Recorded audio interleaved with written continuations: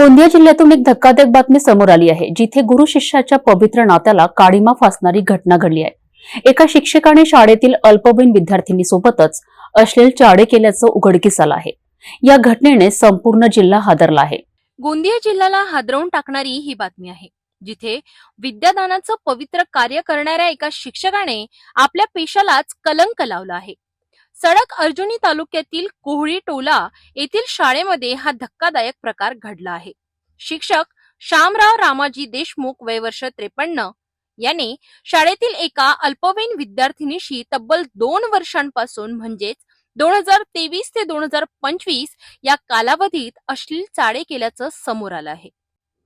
या प्रकरणाची तक्रार चाइल्डलाईन हेल्पलाईनच्या 1098 या क्रमांकावर करण्यात आली।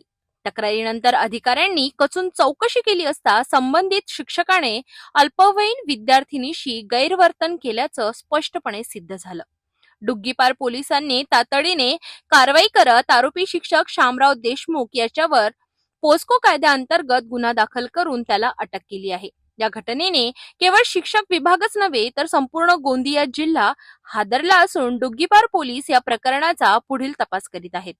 18/7/2025 रोजी समुपदेशक चाइल्ड हेल्पलाईन गोंदिया यांच्याकडून तक्रार प्राप्त झाली की कोहळीटोला येथील ग्राम विकास विद्यालय येथे काही विद्यार्थ्यांवर तेथील शिक्षकाने लैंगिक अत्याचार केले आहेत। त्यांच्या फिर्यादीनुसार पोलीस स्टेशनमध्ये गुन्हा दाखल करून यातील आरोपी शिक्षक शामराव देशमुख याला तात्काळ अटक करून त्याचा दिनांक 21/7 PCR घेण्यात आलेला असून सध्या तो न्यायालयीन कोठडीत आहे। पुढील तपास सुरू आहे। गोंदियातील एक अत्यंत संतापजनक घटना, जी शिक्षकी पेशालाच लाजवेल अशा प्रकारामुळे समाजात संतापाची लाट उसळली आहे।